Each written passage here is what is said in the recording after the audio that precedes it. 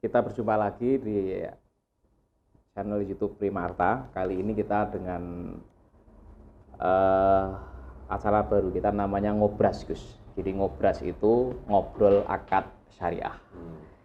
Akad-akad syariah kan nanti banyak sekali itu masyarakat, dan ini sebetulnya tidak terbatas pada yang namanya akad atau transaksi, itu tidak terbatas pada dunia perbankan syariah atau lembaga keuangan syariah kan. Banyak sekali dalam prakteknya kita bermasyarakat, ada arisan. Itu juga istilahnya ada saling tukar menukar atau ada muawadhah begitu dalam perspektif fikih begitu.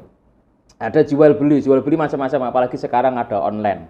Ada orang utang piutang, nanti ada dari yang kredit leasing, ada yang pegadaian, ada yang perbankan, ada yang arisan di kampung itu. Ada yang utang di kampung itu apa namanya itu, kelompok-kelompok arisan RT RW. Itu banyak sekali. Nah, kita akan kupas, obrolkan satu persatu, Gus. Nah, ini kebetulan yang sekarang lagi rame ini kan terkait fenomena emas ini.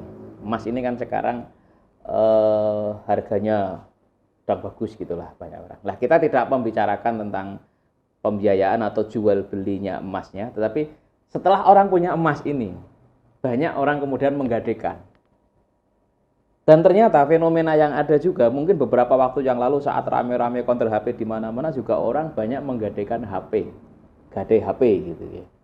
Nah, apalagi sekarang ini juga OJK, Otoritas Jasa Keuangan, itu juga mengatur hal yang terkait dengan itu. Nah, kita fokus mendiskusikan, mengobrolkan tentang hal-hal yang berkaitan dengan syariah tentang pegadaian ini, Gus.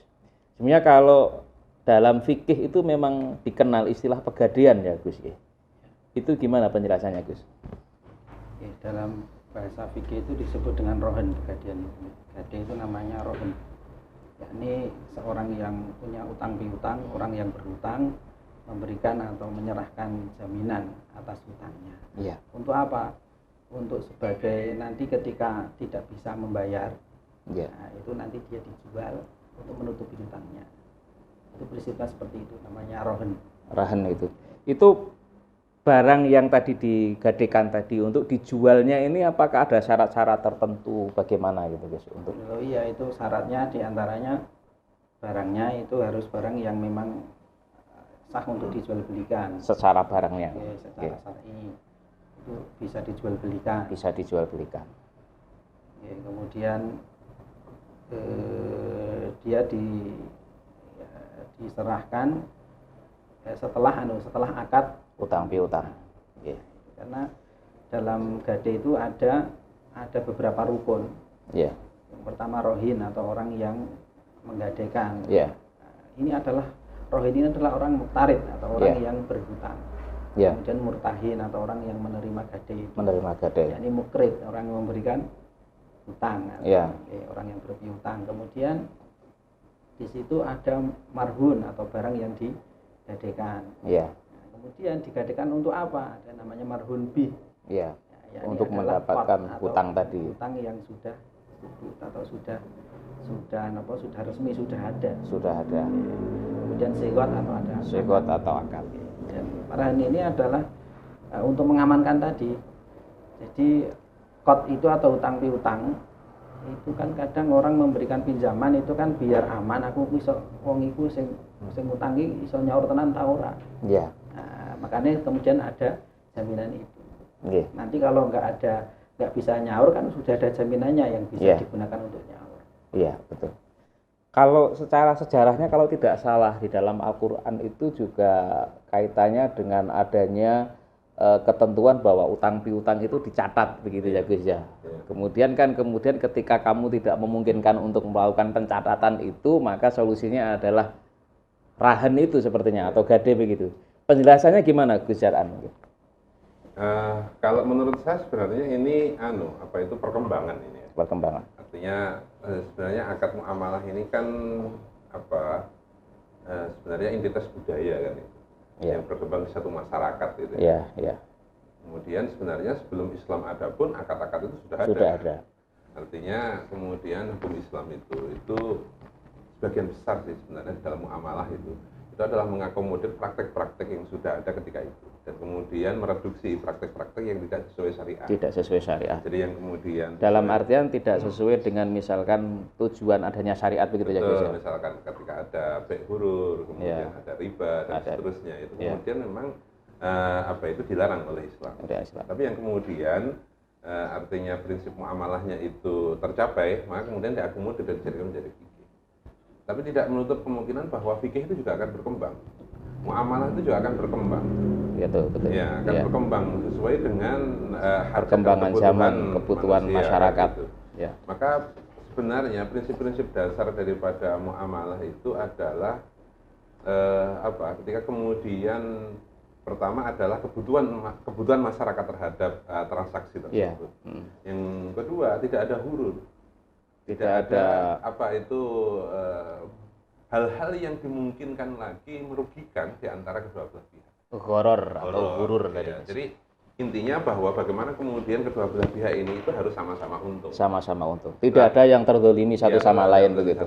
Dalam bab rohen itu, dalam bab gadai, ini kan juga berkembang. Ketika kemudian manusia itu masih ada trust gitu ya, kepercayaan antara satu sama lain. Itu mungkin nggak perlu sampai rohen. Artinya hutang piutang biasa selesai kan. Kemudian dicatat sebagai bukti adanya hutang piutang. Tapi kemudian berkembang lagi ketika kemudian ini manusianya itu kemudian berubah ketika kemudian ingkar prestasi, ingkar janji terhadap pembayaran hutangnya itu, maka diperlukan kemudian jaminan agar tidak ada yang dirugikan satu sama lain itu sama-sama kan. Ini menurut saya adalah perkembangan kenapa rohen itu tercipta. Itu karena untuk memberikan rasa aman. Ya, kan? Baik dari muktarid atau mukrid tadi itu, baik yang memberikan hutang ataupun yang berhutang, itu semuanya itu adil. Gitu. Kreditur ataupun debiturnya begitu itu adil, sama-sama memberikan itu. Lah ini begini Gus, betul. Yang barusan Gus Zar'an sampaikan tadi bahwa adanya rahan itu kan persoalan trust, kepercayaan antara pemberi hutang atau kreditur dengan debitur atau orang yang hutang tadi. Nah, pada faktanya kan dunia perbankan terutama, dunia keuangan, ini kan pinjam-meminjam dengan jaminan itu sudah ada.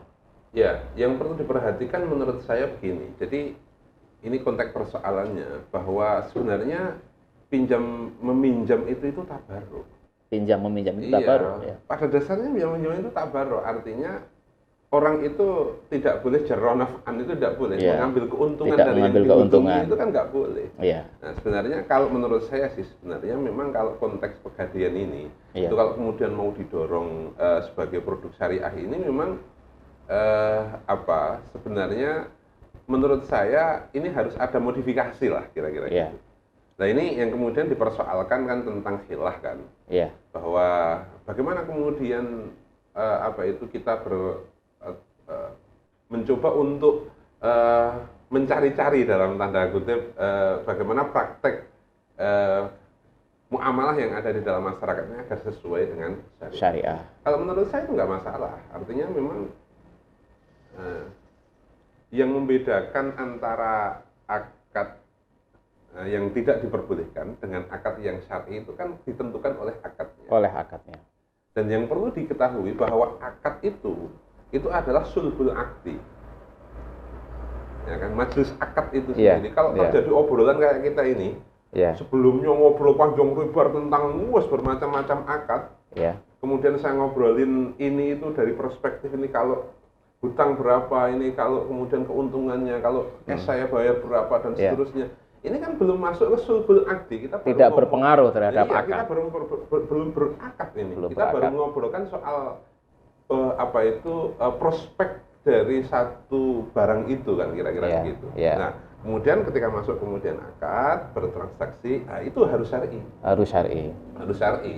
Harus sesuai dengan tidak boleh bercampur antara akad satu dengan akad yang lain karena ini menentukan yang berbeda-beda kan. Berbeda-beda. Artinya begini, kalau contoh misalkan antara murabahah misalkan begitu dengan penggadaian kan menjadi berbeda nanti. Berbeda. Ini harus dipisahkan. Harus dipisahkan. Ini mana yang murabahah, kemudian mana yang apa itu rohen, mana yang kirot gitu ya kan, itu kan harus dipisahkan. Kira-kira Nah, yang fakta yang ada saat ini ada dua jenis pegadian, Gus. Ada pegadian konvensional, tapi meskipun konvensional nggak ada tulisannya konvensional gitu ya. Kemudian ada pegadian syariah ini. Syariah dan konvensional sama-sama dimiliki oleh BUMN, perum pegadian itu. Yang satu unit syariah, ini konvensional ini. Nah, faktanya adalah yang kalau pegadian yang konvensional tadi itu orang memang di situ adalah basicnya pinjam meminjam bunga, kemudian ada jaminan gitu. Sebenarnya tidak begitu berbeda dengan pinjam meminjam konvensional di perbankan. Dan ini sifatnya bukan tabarruk ya Gus ya. Di situ ada saling keuntungan gitu ya. Ya si nasabah mungkin keuntungannya dapat uangnya, si pegadiannya dapat bunganya. Ini yang konvensional. Kalau yang syariah ini yang dipraktekkan adalah barang yang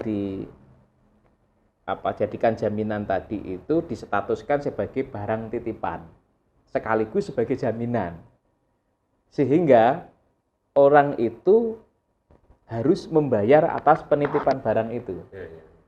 Dan itu mungkin istilahnya disebut dengan istilah ijarah ya Gus ya, karena ada akad menitipkan barang, ada jasa di situ. Kemudian karena dia punya jaminan di situ yang dititipkan, ditaruh di situ yang aman bagi pegadian ini atau bagi bank syariah ini, maka si nasabah boleh pinjam. Pinjamnya ini dengan akad qard istilahnya, pinjam utang piutang yang tanpa bunga. Cuma ini dapat jasa. Itu yang dipraktekkan. Sehingga ini bedanya dengan yang dipraktekkan antara pegadian syariah dengan pegadian konvensional. Ini sebetulnya kita jadi mengiklankan pegadian sebetulnya ini. Harusnya ngomong ke pegadiannya Prima Arta harusnya ini. Terus gimana kalau seperti itu Gus? Kaitannya dengan memang begini ya, artinya yang konvensional tadi itu bermasalah. Masalahnya di mana? Di piutang yang berbasis bunga tadi itu. Iya betul. Jadi itu ada kaidah itu kullu qardin jarra naf'an itu. Kullu qardin jarra naf'an fa huwa riba. Karena dia mengambil keuntungannya itu kan dari bunga pinjamannya. Bunga pinjaman. Sementara rohennya atau barang jaminannya itu ya seperti agunan yang lain itu minggu ngaman kemawon. Kan gitu. Iya. Sementara bedanya di sini kalau Prima Arta atau bank syariah itu kan sesuai fatwa DSN itu. Jadi dalam akad rohen ini lembaga keuangan syariah itu mengambil keuntungan daripada pemeliharaan barang jaminan itu atau ujratul tahaful. Jadi di situ ada percampuran seperti yang disampaikan Gus Zar'an tadi, ada butuh modifikasi percampuran beberapa akad. Nah, sama persis seperti kajian rohen modern ini kan dia disampaikan itu kan bisa menjadi akad yang berdiri sendiri atau menjadi akad pelengkap atas akad-akad yang lain. Misalnya murabahah. Nah, murabahah yang dipraktekkan itu kan jual belinya secara angsur. Yang namanya angsur berarti kan utang. Yang namanya utang kan butuh jaminan, pengamanan. Kemudian rohen diasalkan tahan itu.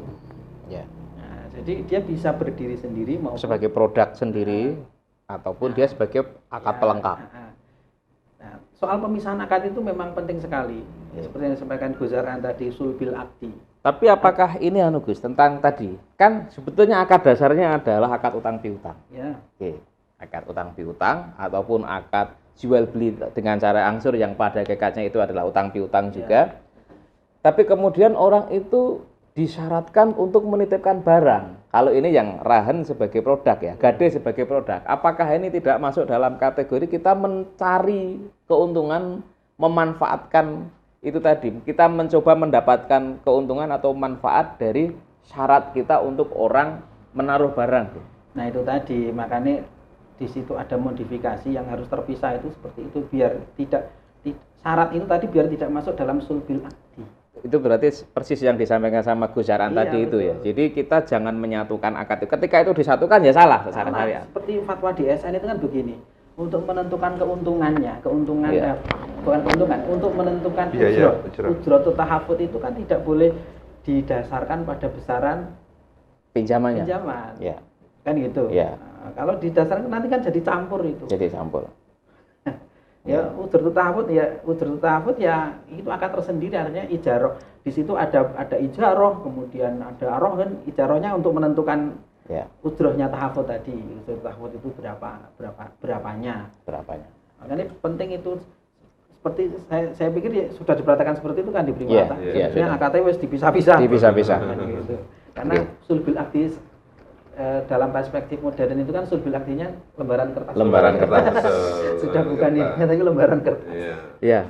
Kalau perspektif modern memang kertas itu sudah termasuk bagian dari akad nih, guys. Meskipun kalau tidak salah, kalau perspektif mazhab Syafi'i itu sebetulnya akad itu labil kitabah. Tetap bil kitabah tetap juga bisa.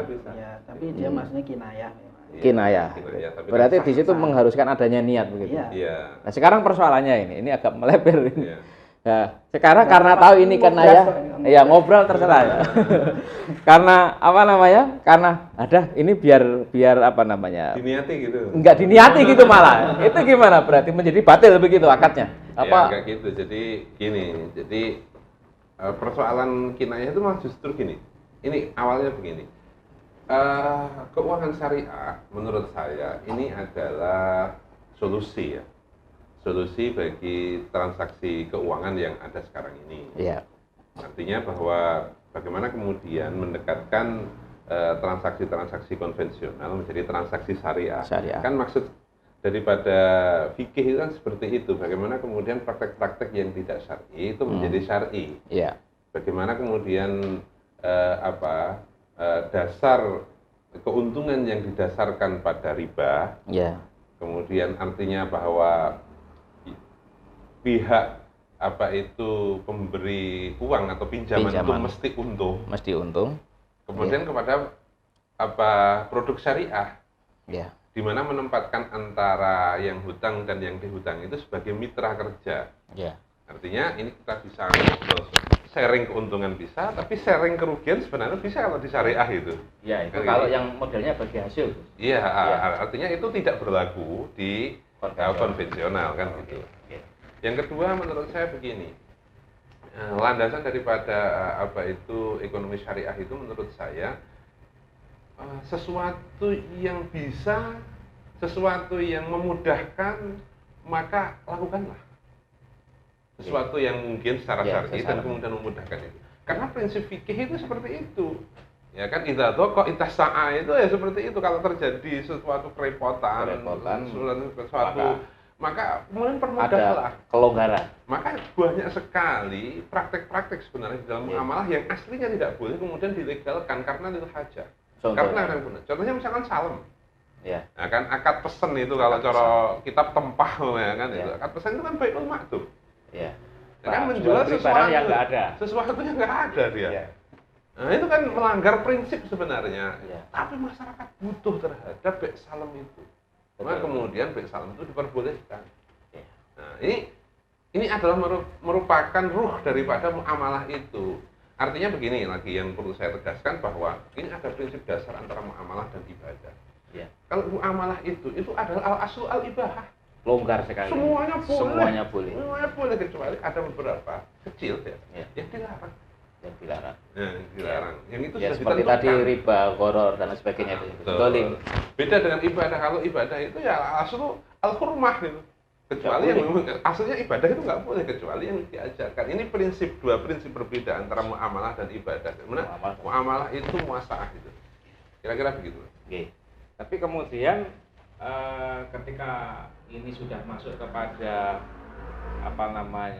entitas bisnis yang di situ dikaitkan dengan tata hukum negara, ada OJK, ada perbankan, maka persoalan-persoalan muamalah syariah yang sebetulnya sangat luas sekali itu menjadi ada aturan-aturan main yang harus kita ikuti. Nah, salah satunya adalah peraturan bagaimana lembaga keuangan syariah harus mengikuti fatwa DSN. Nah, ini mungkin kapan waktu kita ngobrol banyak tentang fatwa-fatwa DSN, dan kita banyak sekali itu bukunya saja itu ada segini tebalnya gitu yang berkaitan dengan keuangan itu. Nah mungkin kalau untuk saat ini saya pikir cukup jelas bahwa pegadaian itu ada perbedaan yang jelas antara pegadaian konvensional dengan syariah, dan pegadaian syariah itu sudah sesuai dengan maqasid syariah. Oke, kita mengamankan dari semuanya terkait dengan maqasid syariah, ya hifdzul mal, hifdzul nafas, yang memelihara harta, memelihara jiwa, memelihara keturunan dan lain sebagainya. Karena itu harus berangkat dari apa yang kita konsumsi harus dari yang halal. Dan pegadaian atau rahen itu insya Allah tidak menyalahi maqasid syariah. Begitu tadi ya Gus ya. Oke. Mungkin untuk ngobras tentang rahen atau gadai syariah kita cukupnya sampai sekian dulu. Terima kasih Gus Zar'an dan Gus Hadan selaku Dewan Pengawas Syariah Primata. Terima kasih sekali lagi.